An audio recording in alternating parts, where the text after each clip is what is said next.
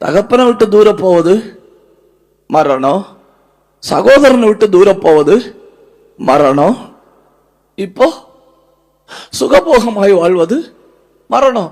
அப்படின்னா இந்த வார்த்தையின்படி அரசியல்வாதிகள் எல்லாம் நடமாடும் பிணங்கள், நடமாடும் பிணங்கள். 4 எபேசியர் 5ஆம் அதிகாரம் 14வது வசனம். ஆதலால்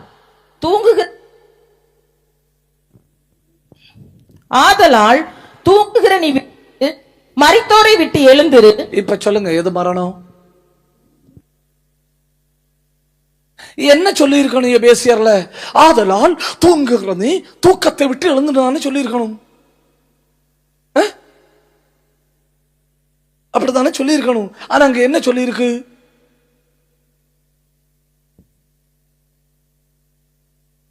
ஆவிக்குரிய நித்திரையும் மரணம்.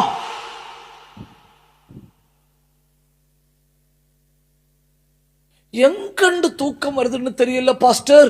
பைபிளை கையில எடுத்த உடனே தூங்கி தூங்கி விழுறேன். அதான் எபேசியர் 5:14.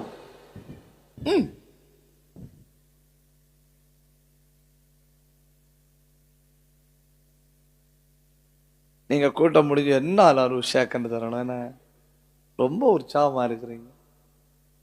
ஆமென். உங்களை பார்க்க ரொம்ப சந்தோஷம்.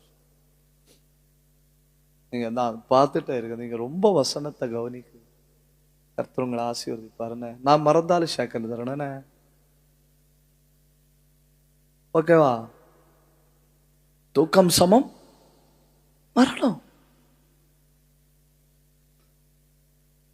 சில ஆட்களுக்கெல்லாம் தூக்க மாத்திரையை விட பவர் ஆகும் பைபிள்.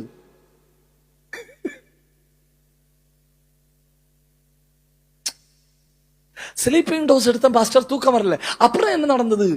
பைபிள் எடுத்தேன் பாஸ்டர்னு.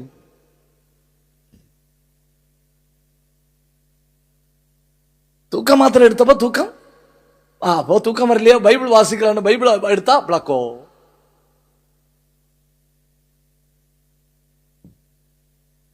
சில ஆட்களுக்கெல்லாம் ஜெபிக்க முழங்கால நின்னா போது என்ன கிருபை இல்லையா, முழங்காலில் நின்ற வண்ணமாய் தூங்கி விடுவார்கள்.